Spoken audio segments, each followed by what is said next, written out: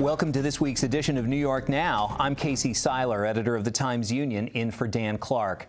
Summer is in full swing, and that means millions of people will be heading out to the Adirondacks and enjoying lakes and waterways across the state. But all of that travel and fun can increase the spread of invasive species, threatening the health of the natural environment we all enjoy. As anyone who has ever stepped on a zebra mussel can tell you, once invasive species take hold, they are exceptionally hard to combat. New York State is using all the tools it can to reduce and, more importantly, prevent the spread of invasive species. But we all have a part to play. New York Now's Thomas Connolly has this report. Take a look. When it comes to the economics of invasive species, it almost always hits at the local level. That's where the costs are the highest. So in many ways, we're paying for invasive species.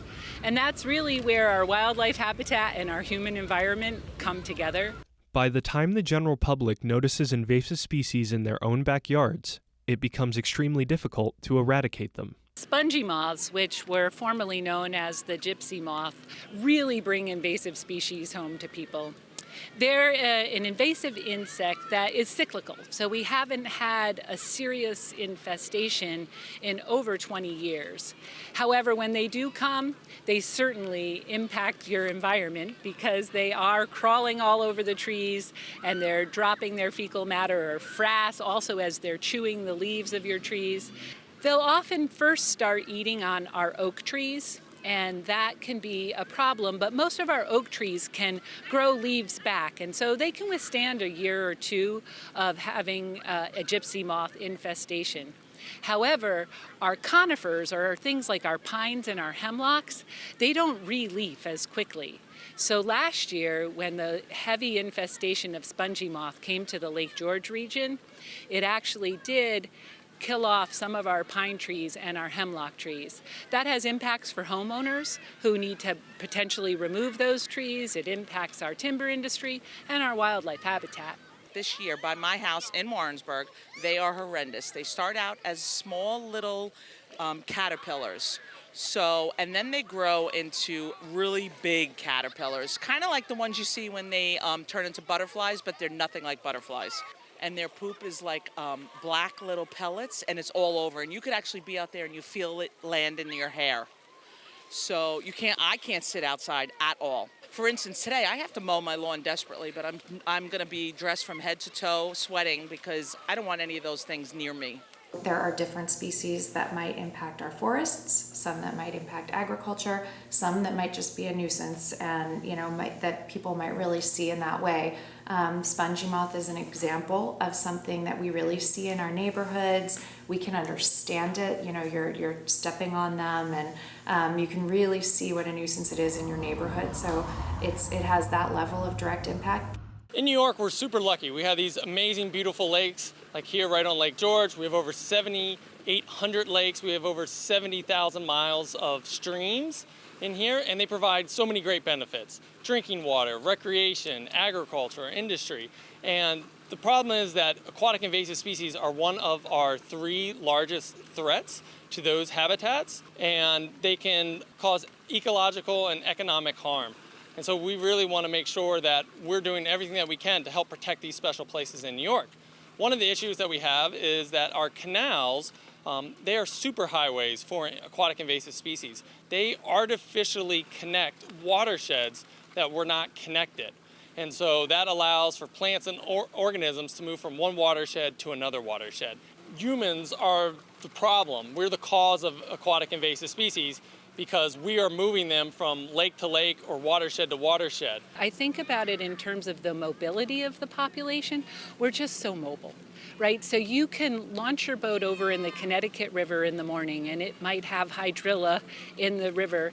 And in the afternoon, you could take that same boat with just a little fragment of hydrilla hanging off the motor and launch it in Lake Champlain and inadvertently spread that species.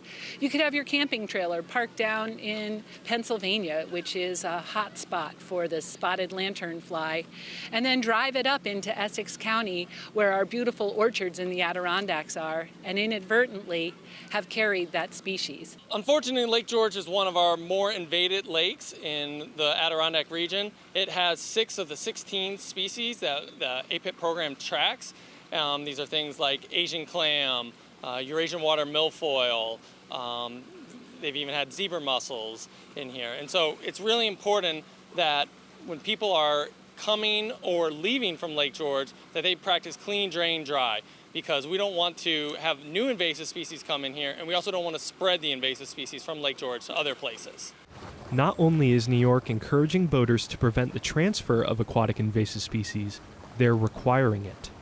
On June 8, 2022, the state legislature amended its environmental conservation law, requiring boaters in the Adirondacks to obtain a certification that they have cleaned, drained, and dried their boat every time they enter a waterway.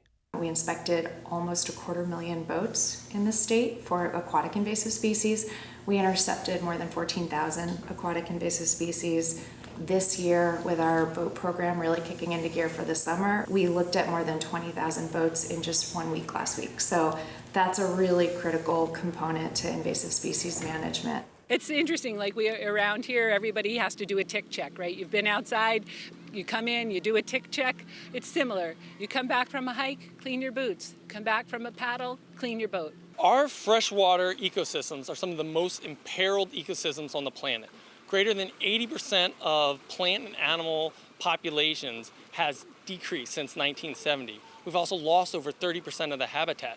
So these are critical places that provide so many benefits for clean water, drinking water, for carbon storage, for biodiversity, and they're really impacted. And one of the 3 largest threats to our freshwater ecosystems are aquatic invasive species. So these are really special places, and we need to do all that we can to help protect them.